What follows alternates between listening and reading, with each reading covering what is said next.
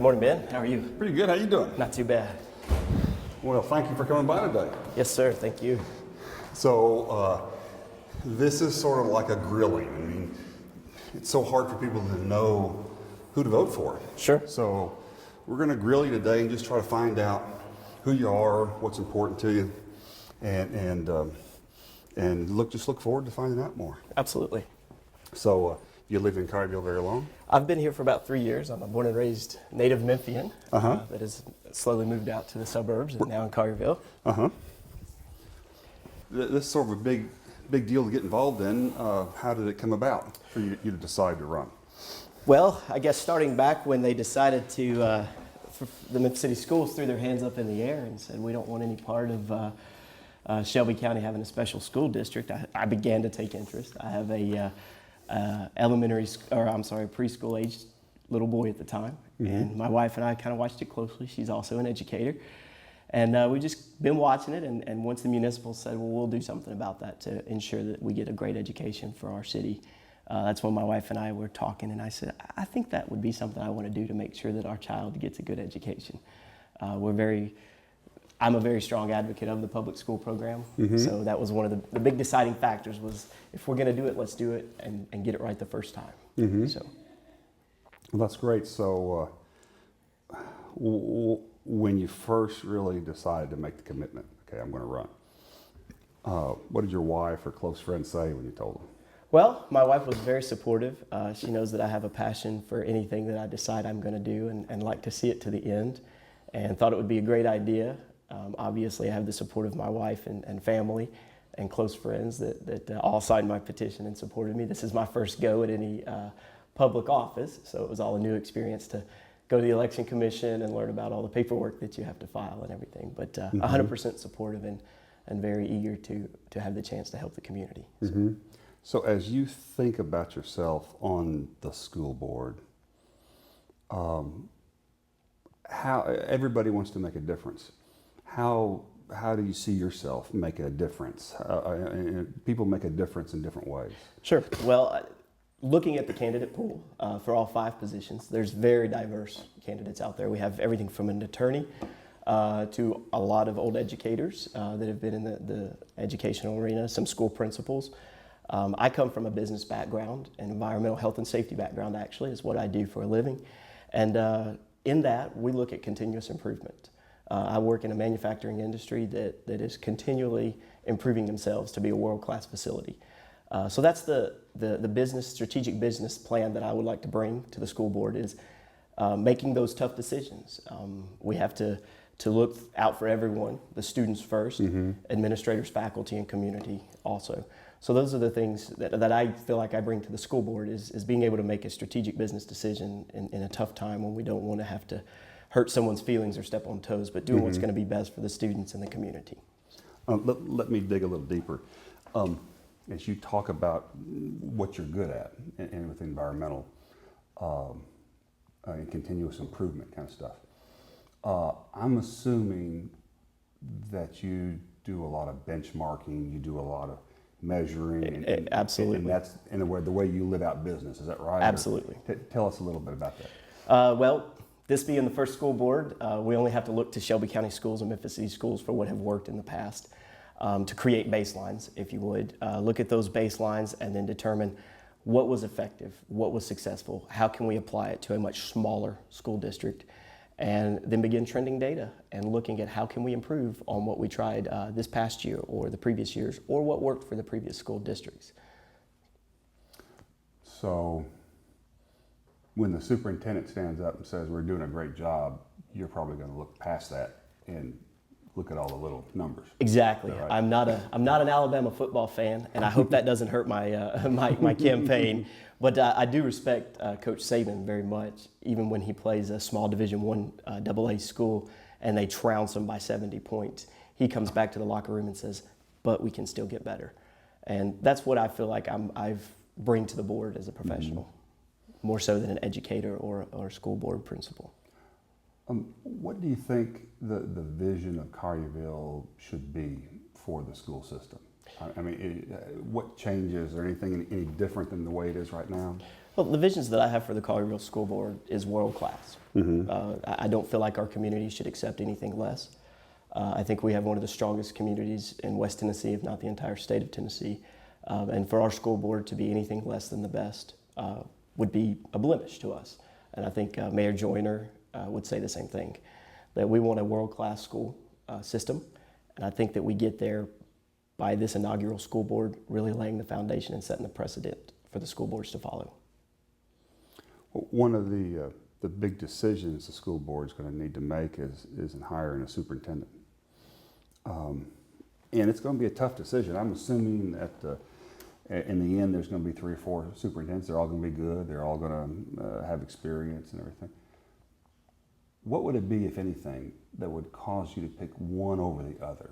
Is there anything in particular that you'd be looking for in a superintendent? I think the track record of a superintendent is going to speak volumes. Also, the candidate's appeal. Can this candidate communicate effectively not only with the community, but also with us as a school board and with his staff and faculty within each and every school? That's going to be an important factor to me, as well as the experience. This is the first go for Collierville's community to have a school board. So we want to bring someone in, I would think, that would have enough experience to help in making the critical decisions it's going to take to form a very effective and a world-class school system for us. There's going to be a lot of there'll be a lot of controversies. There'll be different opinions. There'll be issues that need to be addressed. In a situation where you've got 5 or 6 different people and there's some conflict, what's your style of leadership? How do you deal with those situations? Well, as we all would say, we like the democratic process, but oftentimes in the democratic process, there's a winner and a loser. My leadership style is more consensus-based. We like to see what everybody has to say about something, make sure everybody feels that their opinions are valued, and then as a group, make a decision. I don't think we should have a divided line within our school board. I think we should be able to work together effectively and come to a consensus when it comes to those controversies and those hard decisions. There's going to be a lot of things to deal with the school board. How much time do you think it's going to take to get this thing off the ground? It's going to be a huge time investment to begin with, and this first school board especially is going to take a lot of time to lay the foundation and create an effective infrastructure. So that's something that my wife and I have talked about with 2 small children at home, the time commitment that it will take. But again, to look forward to the future 2 steps ahead, knowing and understanding that this is just a page in life, that we make some sacrifices so better off we have a better future. As you talk about having a world-class school system, what does that mean to you, or what change would it mean from the way the schools are now?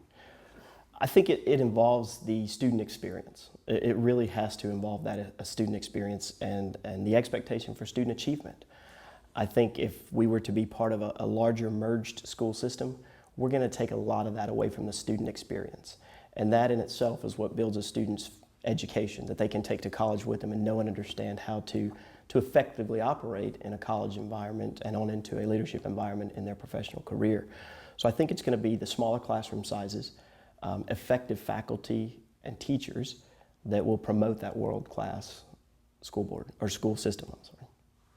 Well, that's a popular issue, the classroom size, and that is a trade-off between cost and quality of education. And I don't even know what the current classroom sizes are on average. But are you a proponent? Do you believe that lowering the classroom size is beneficial, or?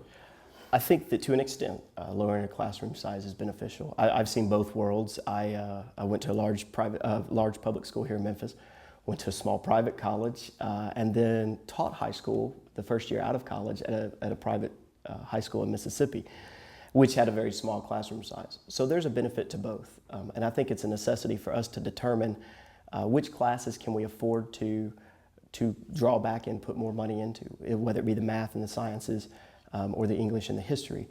It's up to us and our new superintendent to determine this is what the curriculum gives us liberties to do, and here's how we want to address them to determine classroom sizes and how focused we get on each individual subject. Let's say that you're elected and a year later somebody comes up to you at Home Depot and says, little Johnny's really unhappy with his 8th grade teacher, and we don't think his teacher amounts to much, and I want you to do something about it. What do you do in that kind of situation? Well, we never take it out on the person. Praise in public, punitive things in private type thing. I think we take a step back and pragmatically look at that school, maybe address it with the superintendent and inform him that there may be some concerns. There's going to be personality differences within teachers, students, and parents. And I think we take a step back and pragmatically look at it and say, superintendent, we need you to just take a look at the school, discuss some things with the principal, and look at evaluations and determine the best solution. Maybe it's a personality difference, and we can fix that by changing classrooms, or maybe there's a bigger problem that we would need to address at a higher level. 4 years from now, when people look back, or the board members look back, how do you think they might define what success or failure has been for the first 4 years? I think our student achievement scores with the state, obviously we have to meet state curriculum and state guidelines. I think the scores there will tell the story. And I think the want to be there attitude of not only the students but the faculty will be huge for us in knowing that we've won, that we are the winners here of the first school board, and getting it right, making sure that we are attracting people to our community for our educational system. Well, look, that sounds good. Anything else that you can think of that you worry about with the school system, what might happen, or other decisions the school board's going to be faced with? I think there's that worry in all of our heads, especially as candidates, that this potentially could be overturned, and our candidacy are all for nothing. But in the future, hoping that we would establish a charter school district or some other school board. So that's always lingering in my head. Anyway, as far as when I'm speaking with constituents and talking to them about my campaign and my platform, and telling them, I'm a little tentative to really get out there and submerge myself into a full-blown campaign, and the fact that we don't know how Judge Hardy Mays is going to rule. I don't think a merged school district will be the end of the world if we are overturned and we don't get the opportunity to excel as a municipal school district. But I think there's going to be some challenges there if we do get overturned and we are a merger. I think we have to be the bigger community, step up to the plate, increase our parent involvement, and increase our alderman and mayoral leadership to make sure that we keep an attractive community and a high educational expectation. Okay, well, that sounds great. Well, look, we appreciate you coming by today. Great, I appreciate the opportunity. Thank you very much. Thank you, Bill. Nice meeting you. Have a great day. You too. Thank you.